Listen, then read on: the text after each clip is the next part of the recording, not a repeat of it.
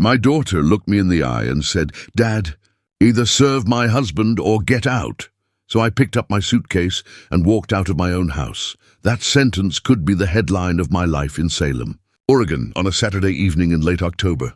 The house wasn't just drywall and shingles. It was the place my late wife and I built together, mortgage by mortgage, receipt by receipt. And yet, in one breath, my only daughter Clara handed it over to her husband, Ryan Hale, as if I were a guest who had overstayed his welcome. Ryan didn't even turn down the football game when I walked in from the yard, hands raw from raking. He just smirked and said, "Ed, grab me a beer from the garage." No please, no respect. Just an order barked at me in my own living room. I told him calmly, "This is my house, Ryan. I'm not your waiter." That's when Clara stepped in, towel over her shoulder, eyes colder than I'd ever seen. Then respect him, or respect the curb. Before we continue, please subscribe to the channel and tell us where you're listening from. I'm Edward Cole, 68, retired accountant, and this is my confession. I didn't shout. I didn't plead. I walked to the front closet, pulled out the old brown Samsonite I use for fishing trips, and carried it to my room. I packed what mattered, 3 shirts, 2 slacks, my blood pressure meds, and the blue folder with the house deed, homeowner's policy, and last appraisal, $428,000. Stamped March. Paper rights weigh more than furniture, and I knew those pages would matter. When I rolled the suitcase down the hall, Ryan chuckled like he'd won something. Clara crossed her arms and said, "You're actually leaving?" "Yes," I answered. Nothing more. At the door, I paused under the photo of me and my wife at Cannon Beach, 1987. I touched the frame with 2 fingers, then opened the door. Cold October air rushed in. Across the street, the neighbor's porch light blinked on, illuminating my exit like a stage. I loaded the suitcase into my truck, set the deed file on the passenger seat, and turned the key. In the mirror, Ryan leaned on the porch rail, Clara hugging herself against the wind. I didn't look back twice.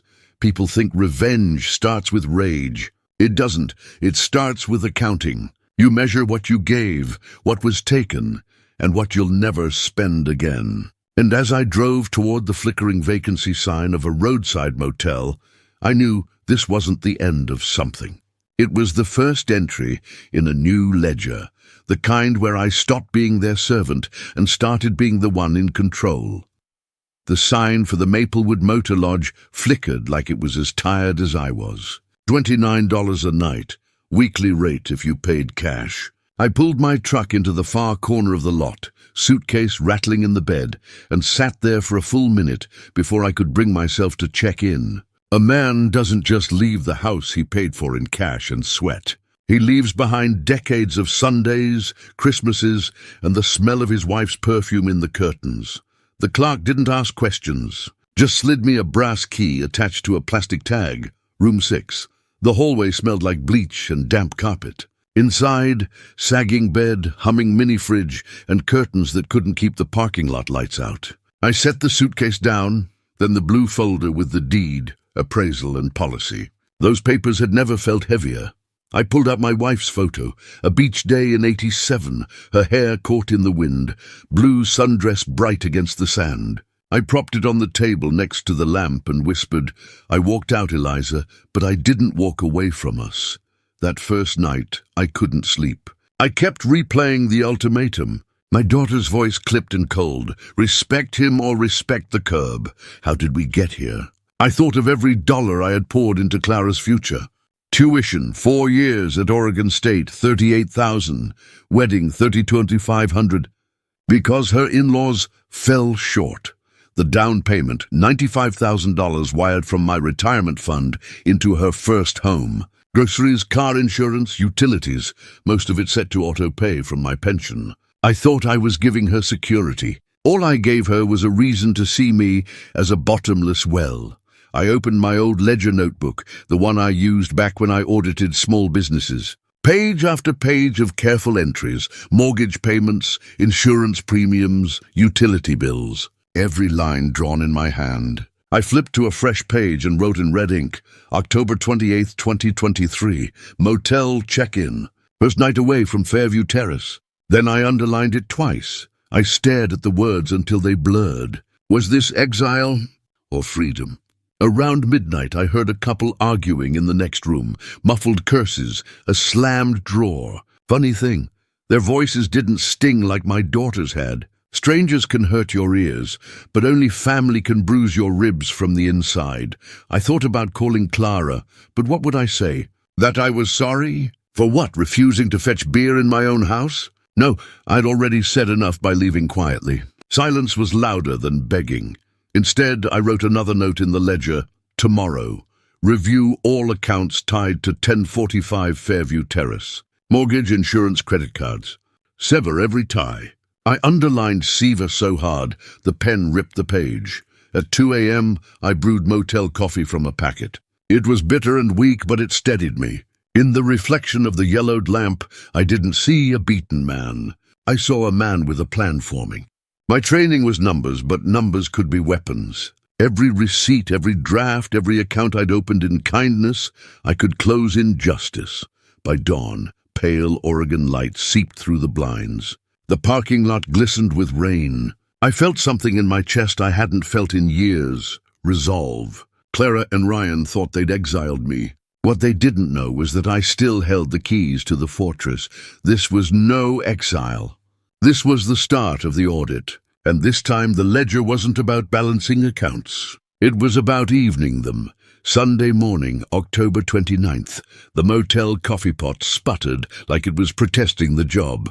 I sat at the wobbly table in room 6 with my ledger open, the blue folder at my elbow, and a list of accounts stretching across the page like arteries tied to one address. 1045 Fairview Terrace. My address, my house, my mistake for letting them live there rent-free.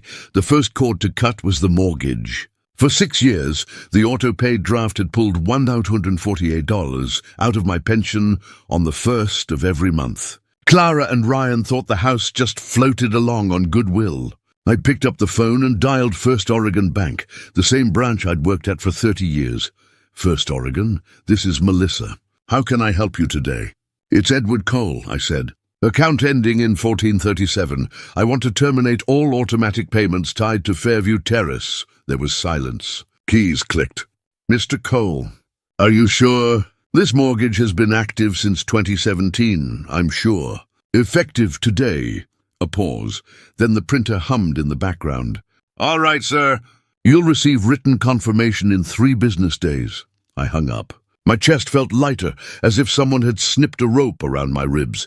Next came the insurance. 2 vehicles sat in that driveway under my policy.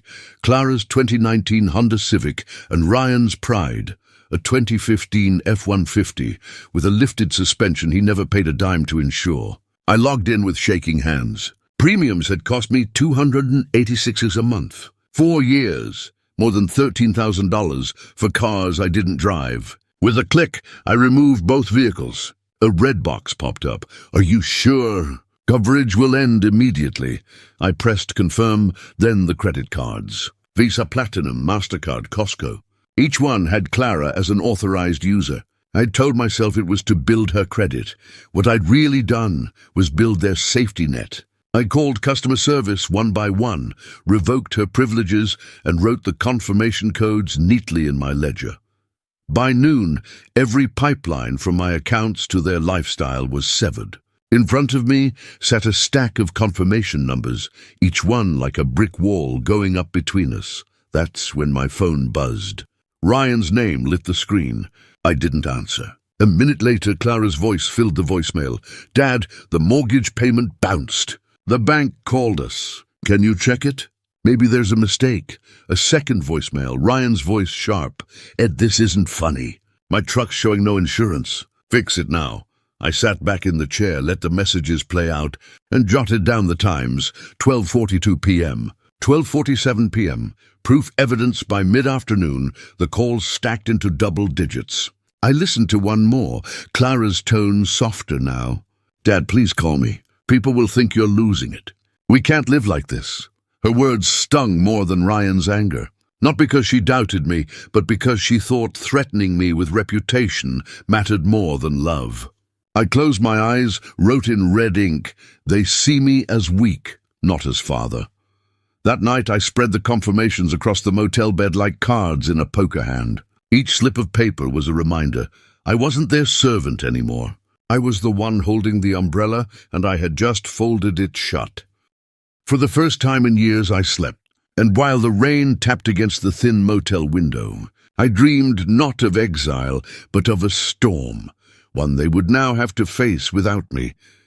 Monday morning, October 30th, the phone started buzzing before sunrise. I let it vibrate against the motel nightstand, the hum louder than the traffic outside. By 7 a.m., I had 11 missed calls, Clara's name flashing, then Ryan's, then blocked number. I poured motel coffee into a styrofoam cup and hit play on the first voicemail. Clara's voice wavered between irritation and fear. "Dad, I don't know what happened, but the bank says the mortgage is overdue. Please call me back.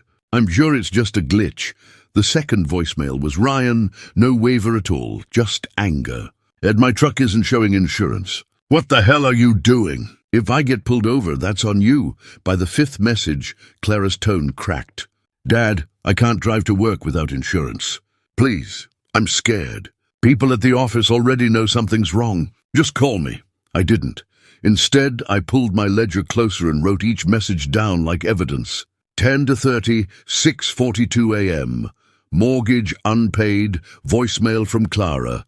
6:51, insurance lapse, voicemail from Ryan. Numbers, times, details. A paper trail. By noon, I had 26 missed calls. That's when the manipulation started. Clara's voice, softer now, almost rehearsed. "Dad, people will think you're not well. They'll say you're losing your mind. Please don't ruin your reputation like this." I paused the message and stared at the lamp's yellow glow on the table. There it was, the pivot from pleading to gaslighting. It wasn't about our bond, or gratitude, or respect. It was about appearances, what the neighbors might think. Ryan's next voicemail hit like a hammer. "You're finished, old man. If you don't fix this, I'll make sure everyone in Salem knows you're senile.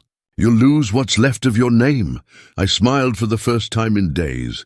I'd spent 30 years as an accountant, the man everyone called when books didn't balance, when numbers hid secrets. If Ryan thought slander would break me, he didn't know me at all. Numbers don't lie, and I had every one of them.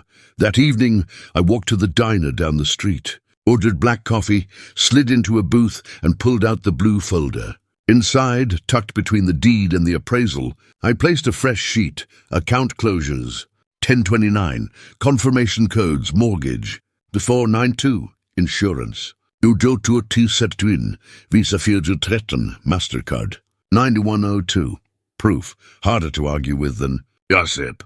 My phone buzzed on the table. Ryan again. I let it go to voicemail.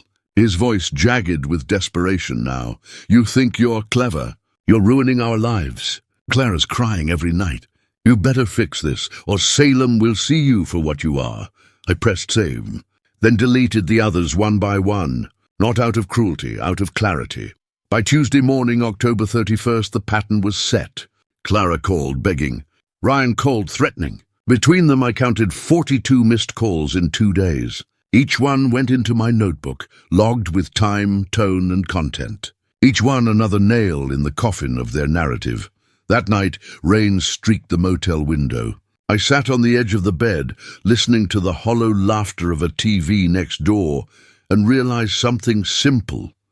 When I walked out with my suitcase, they thought I'd left with nothing. But I'd taken the one thing Ryan couldn't counterfeit: control. And by now, the cracks in their world were spreading. Bills, insurance notices, declined cards. I didn't need to confront them yet. All I had to do was wait. The storm had only just begun.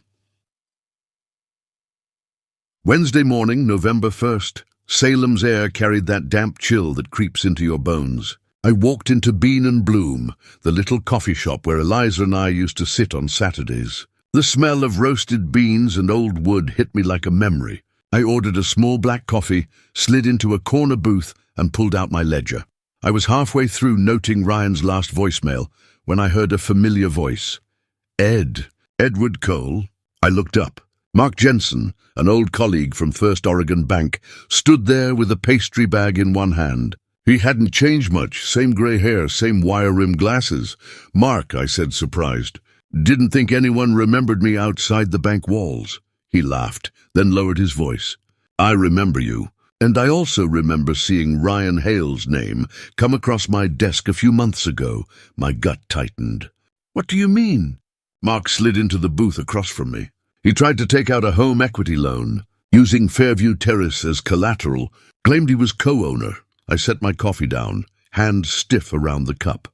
"Co-owner? That house is in my name only." "Always has been. That's what flagged it," Mark said. "He submitted documents with what looked like your electronic signature. Smudged, sloppy. We rejected it, marked it fraudulent. But Ed," he leaned in, "it was close. If the system hadn't caught it, he might have put a lien on your home." My chest burned, not from the coffee. Betrayal has a different heat. It wasn't just freeloading anymore. Ryan had tried to steal the very roof my wife and I built together. "Do you still have the file?" I asked. Mark nodded. "Internal archive. I can print you a copy, along with the rejection report." Fraud flagged, stamped official. By the time I left Bean and Bloom, the rain had started. I walked straight to the red brick bank building, floors polished, air smelling of oak polish. Mark met me in his office with a manila envelope. Inside, Ryan's forged loan application, my name scrawled in shaky imitation, and a big red stamp across the top. Rejected, fraudulent. I ran my finger over the forged signature. It looked like mine at a glance, but to an auditor's eye it was laughable. The spacing, the slant, all wrong. Still, it was evidence. Hard, legal evidence. I thanked Mark, tucked the envelope under my arm, and walked back into Salem drizzle. My notebook came out on the sidewalk. I wrote in block letters, Nov 1, evidence secured. Forgery attempt, equity loan. Source, Mark Jensen, First Oregon Bank. That night in room 6, I spread the papers on the bed beside the deed, the appraisal, and the insurance confirmations. One pile proved what I had given. The other proved what they had tried to take. My phone buzzed again. "Clara," voicemail shaky. "Dad, please." "Ryan says you're overreacting. He says you're sick. You're letting strangers turn you against your family." I glanced at the forged signature. Family? "No. A predator wearing the mask of a son-in-law." I whispered to Eliza's photo on the table. "He thought he could cheat me, but I'm still the auditor. And this time, the file under review is him." By Friday, November 3rd, I was tired of motel walls and buzzing voicemails. 42 messages now sat in my phone's archive, everyone logged in my ledger. But it wasn't enough to keep their guilt in private files. It was time to let light do what it always does, reveal what creeps in the dark. I started small. That afternoon, I walked into St. Andrew's, the church where Eliza and I had sat in the same pew for 30 years. Reverend Thomas was in his office, tie loosened, ledger open. He looked up, surprised. "Edward, it's been too long." I placed the manila envelope on his desk. "This is what my son-in-law has been doing behind closed doors." He hesitated before sliding the papers out. The forged loan application, the rejection stamp. My name bent and twisted into Ryan's shaky scrawl. Reverend Thomas's face darkened as he read. "My God, I need the community to see him for who he is," I said. "Not the charming husband Clara thinks she married." By Sunday service, whispers were already passing through the pews. Forgery, fraud. He tried to steal his own father-in-law's house. Ryan and Clara didn't show up that morning, but others did, and eyes found me sympathetic. Nodding, I didn't stop there. Monday, November 6th. I mailed certified copies of the forgery report to 3 people, the Homeowners Association president, Mrs. Patterson across the street, and my old bowling league buddy Harold, who happened to run a Salem Facebook community page with 5,000 locals. I included a single line with each packet. "This is who Ryan Hale really is." By Tuesday evening, the post was live. Local man caught attempting to defraud his father-in-law out of family home. Attached was the scanned rejection report. The comments came fast. "Disgusting. Taking advantage of the man who raised your wife. I know Edward. He's salt of the earth. Ryan's always been sketchy. tagging the credit union. Better check your books. He might have tried there too. I sat in the diner that night, sipping black coffee while my phone buzzed with notifications. One after another, Salem started seeing Ryan for what he was. By Wednesday, November 8th, my neighbor, Mrs. Patterson, called. "Edward, people are talking. I'm sorry for what you're going through. If you need me to testify about the arguments I've overheard, I will." I thanked her, logged the offer in my ledger, and underlined it twice. Community support, growing. That evening, I wrote a short statement on my own Facebook page. Nothing dramatic, just factual.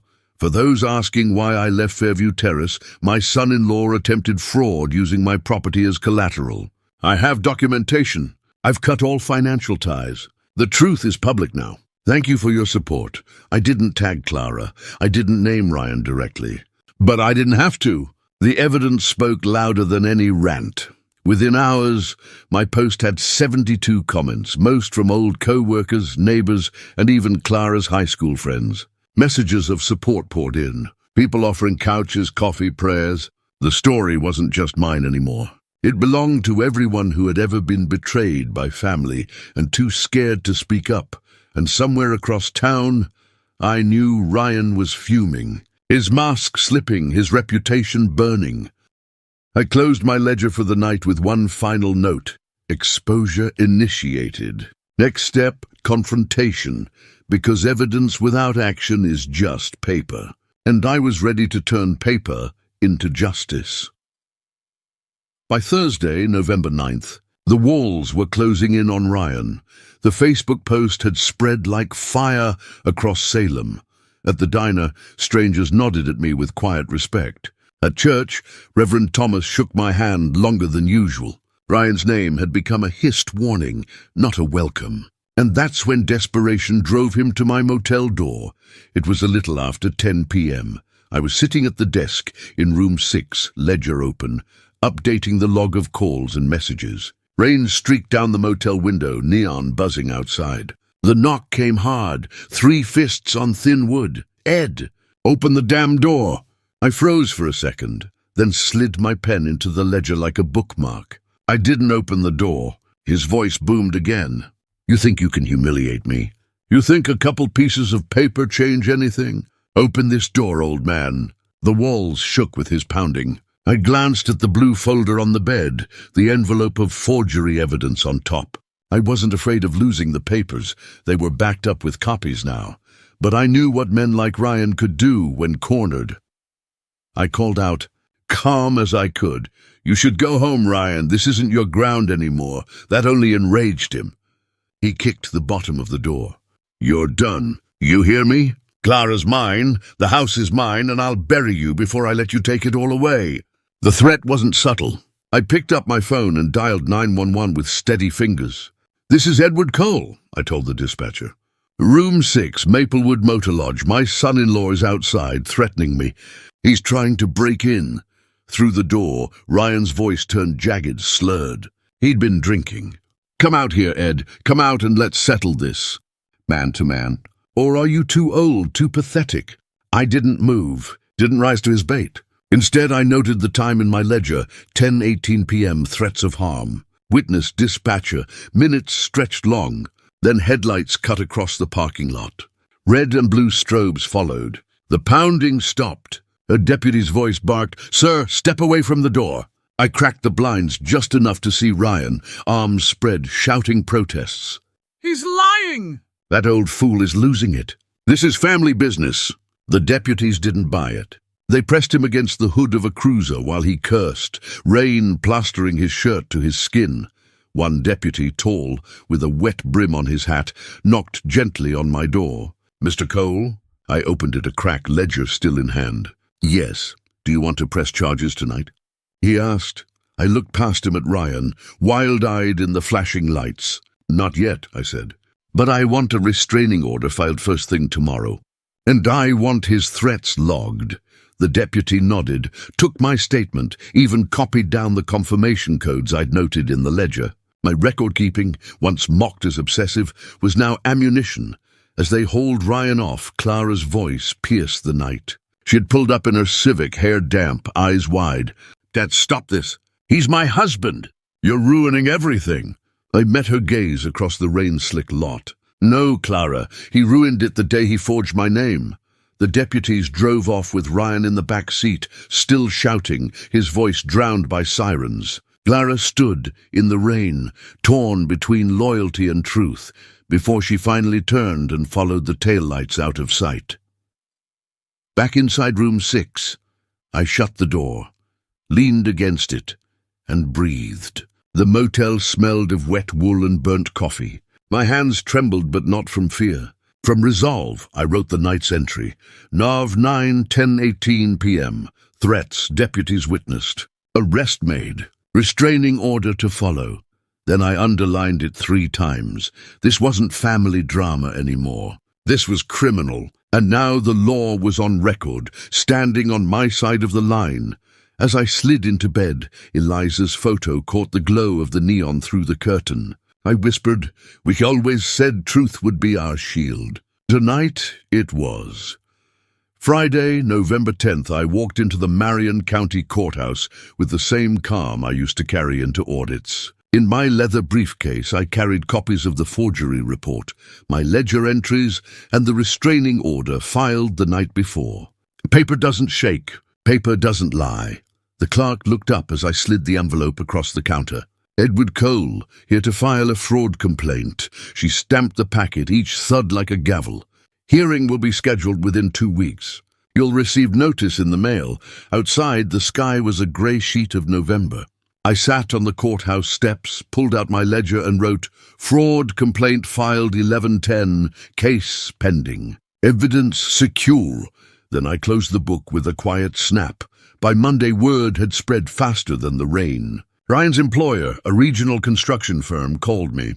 A nervous HR manager said, "Mr. Cole, we've seen the public filings. Until the matter is resolved, Ryan Hale is suspended pending investigation. Translation, fired in everything but name." I wrote the date and the quote in my ledger. Cause and effect, neat as columns in a balance sheet.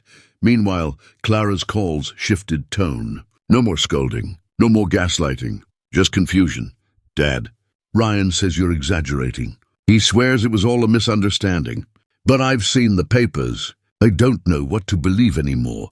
Her voice cracked, and for a moment I almost softened. But then I remembered the cold ultimatum at the doorway. Respect him or respect the curb. "Clara," I told her, "belief isn't a coin toss. Look at the documents. Look at the man you married. Then decide." She hung up without answering.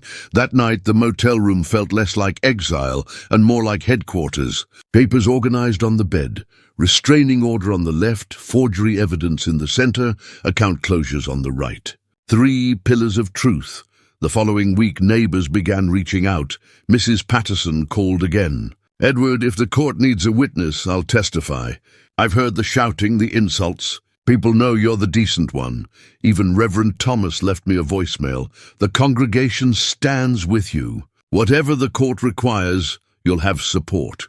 Community wasn't just whispering now, it was speaking aloud. And Ryan, once puffed up as the new head of the Cole household, was shrinking into scandal. On November 17th, the official court summons arrived. Hearing date set December 2nd, a Saturday. The irony didn't escape me. 1 month exactly from the ultimatum that had started it all. I closed the envelope, pressed it flat against the desk, and whispered to Eliza's photo, "Justice doesn't forget dates. Neither do I." The battle had moved from living room insults to courtroom walls. And in that arena, numbers and documents, not bravado, decide the victor. Sunday, November 19th, I sat in the back pew at St. Andrew's. The same one Eliza and I once claimed as ours. I hadn't expected Clara to show up, but halfway through the service I saw her slip in, head down, coat still damp from the rain. She didn't sit beside me. She sat 3 rows up, shoulders tight, hands clenched in her lap. When the hymns ended, Reverend Thomas spoke briefly about truth. "Truth," he said, "isn't always comfortable. It can cut, but it also heals." His eyes landed on me for a fraction of a second. Then on Clara. She shifted in her seat, and for the first time I saw doubt written across her face.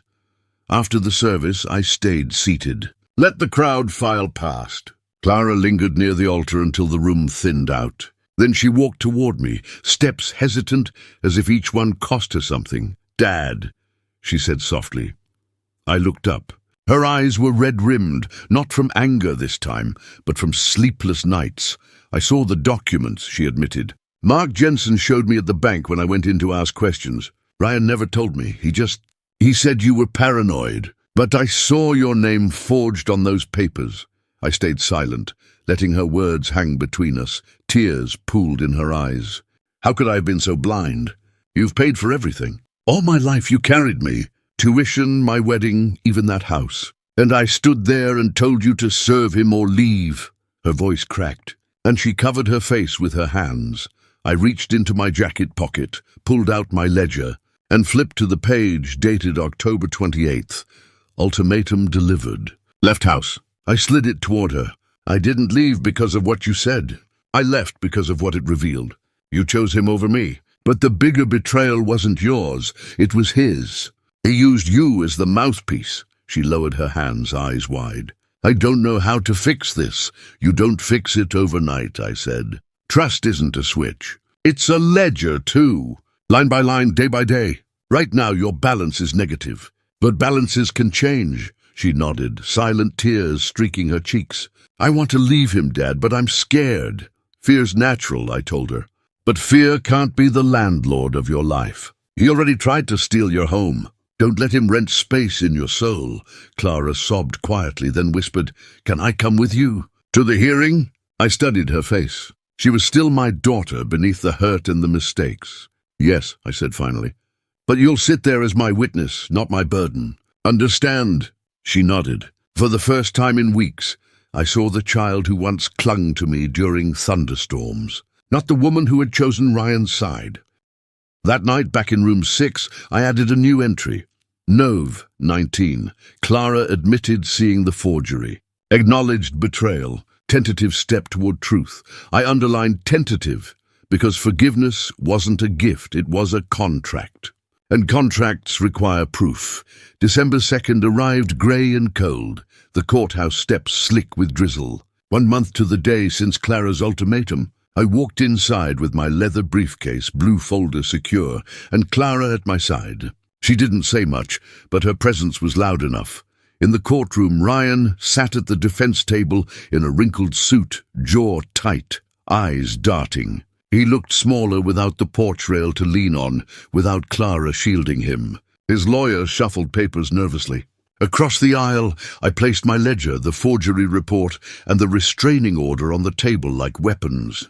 When the judge called the case, the air seemed to thicken. The clerk read aloud, "Attempted fraud, forgery of signature, harassment." Ryan shifted in his seat, muttering under his breath. I took the stand, swore on the Bible, and told the story as plainly as I lived it.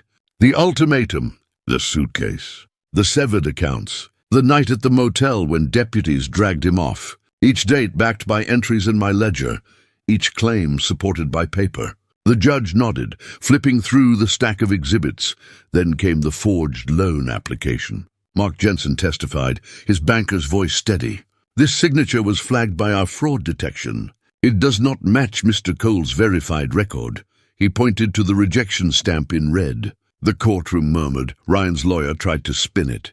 Clerical error, misunderstanding. But even Clara, sitting behind me, shook her head. When the judge banged the gavel at the end, his words were clear. "Mr. Hale, you are guilty of attempted fraud and harassment. Sentencing 12 months probation, restitution of court costs, and community service. Restraining order remains in effect." The gavel struck again. Just like that, the man who once demanded beer in my living room walked out with handcuffs biting his wrists. After the hearing, Clara and I stood on the courthouse steps. She looked at me, voice soft. "Dad, I'm filing for divorce." "He was never the man I thought he was," I nodded. "Divorce him if you must, but don't do it for me. Do it because you've seen who he is." A week later, I made my own decision. I signed papers at the county recorder's office, transferring the deed of Fairview Terrace, not to Clara, not to any family, but to a local veterans housing program. Men and women who understood sacrifice would sleep under that roof. not leeches. When I handed the director the folder, he blinked back tears. "Mr. Cole, this will change lives." I walked out lighter than I'd felt in years. The house wasn't mine anymore, but neither was it Ryan's. It was safe, untouchable, repurposed for dignity.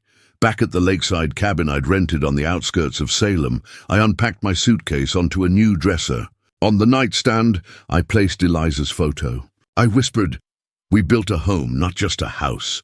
And now that home will keep others warm." That evening, Clara sent me a message. "Dad, I'm starting fresh. Thank you for showing me the truth. I hope someday I can earn back your trust." I set the phone down and looked at the lake rippling in the winter wind. "You didn't lose me," I murmured, as if Ryan could still hear. "You gave me away." And in that moment I realized revenge wasn't destruction. It was reclamation. I hadn't burned bridges. I'd built a boundary. And within that boundary, I finally had peace. Winter settled over Salem like a heavy quilt. The lake outside my cabin froze at the edges, ducks waddling on the rim before slipping into the water. I found myself rising early, making coffee, and opening my ledger not for evidence, but for reflection. The last entry I wrote about Ryan's case was simple. Deck 2. Guilty verdict. Case closed. But what lingered wasn't the paperwork. It was the lesson carved into me, like initials in wood. Clara came by once, the Sunday after Christmas. She didn't knock with authority the way Ryan used to. She tapped gently, like a daughter afraid of overstaying her welcome. In her hands was a small tin of cookies. "They baked these, Dad," she said, eyes searching mine. We sat by the window, sharing silence more than words. She told me she'd filed the divorce petition, that she was in counseling, that she wanted to rebuild. I listened. I didn't rush to forgive. Trust is earned in installments, not lump sums. But for the first time since that October evening, I believed we might one day balance the ledger between us. The veterans moved into Fairview Terrace in January. Mrs. Patterson called to tell me she saw lights on late at night, heard laughter through the walls. Not shouting, not threats, laughter. That house had found new voices, and that gave me peace. People sometimes ask why I didn't keep it, why I gave it away. I tell them this: possession without peace is just weight. I didn't need bricks and beams. I needed dignity, and dignity doesn't live in deeds. It lives in choices. Looking back, I see the ultimatum for what it was, not a curse, but a gift wrapped in cruelty. Clara said, "Serve him or leave." I chose to leave. And in leaving, I found freedom. If you're listening to this and you've been pushed to a curb you built yourself, hear me. Silence is not weakness. Walking away is not surrender. Sometimes the bravest thing you can do is carry your suitcase out the door and trust the weight of truth to follow behind you. My ledger is closed now. The last page carries one line, written in steady ink. Revenge is not about destruction. It is about restoration. Eliza's photo still sits on my nightstand. When the morning sun hits the glass, I feel her beside me. Proud not because I fought with anger, but because I fought with truth. And as I watch the lake ripple under the winter sky, I know this: I didn't lose my daughter. I didn't lose my home. I didn't lose myself. What I lost were the chains of being used. "You didn't lose me," I whisper into the quiet. "You gave me away." And I took myself back. Perfect. Thanks for catching that. Right now, the script sits around 6,000 words across 11 acts. To bring it into the 7,000 to 7,500 range, we'll add Act 12, serving as a deeper aftershock chapter. A long tale of revenge stories usually show how life settles, how the antagonist's downfall echoes, and how the protagonist steps into a stronger future.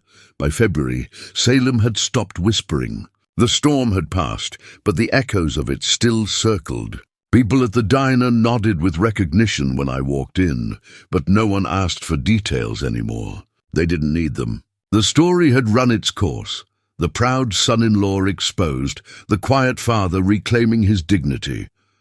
I received a letter from Ryan's probation officer one morning. Plain envelope, county seal.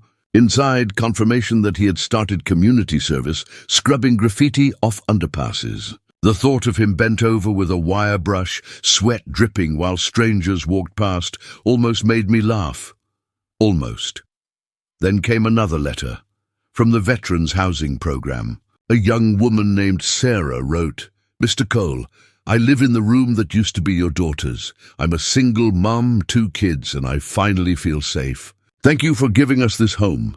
We'll take good care of it." I read that letter 3 times, then tucked it into my ledger right beside the fraud report. Proof that loss can turn into gain when you hand it to the right people. Clara visited again in March. This time she stayed longer. She sat across from me at the cabin's small table, sipping tea. "Dad," she said, "I want to go back to school, finish the degree I abandoned. I don't want to depend on anyone ever again." I studied her face. The girl who once demanded I bend to her husband's will was gone. In her place was a woman learning the price of dependence. "Then do it," I told her. "But do it for yourself, not for me," she nodded. "I'll pay my own way this time. No more leaning on you." For the first time, I believed her. That night I walked along the lake, the air sharp, stars scattered across the sky like ledger entries waiting to be written. I thought about everything I had lost. My home, my daughter's trust, my illusion of being needed, and everything I had gained. Peace, respect, a chance to rebuild from truth instead of obligation. Revenge hadn't been fire and fury. It had been steady, methodical, like an audit of the soul. Every entry in my ledger had built toward this. The quiet realization that justice isn't about making others suffer. It's about refusing to let them keep stealing from you. As I reached the dock, I whispered into the night, "Eliza, I did it. Not just for me, but for Clara, for those veterans, for everyone who's ever been told to serve or step aside." The lake carried my words back in ripples, gentle, endless, and I realized this was my true beginning. A new ledger, a blank page. Not exile, not revenge. Renewal.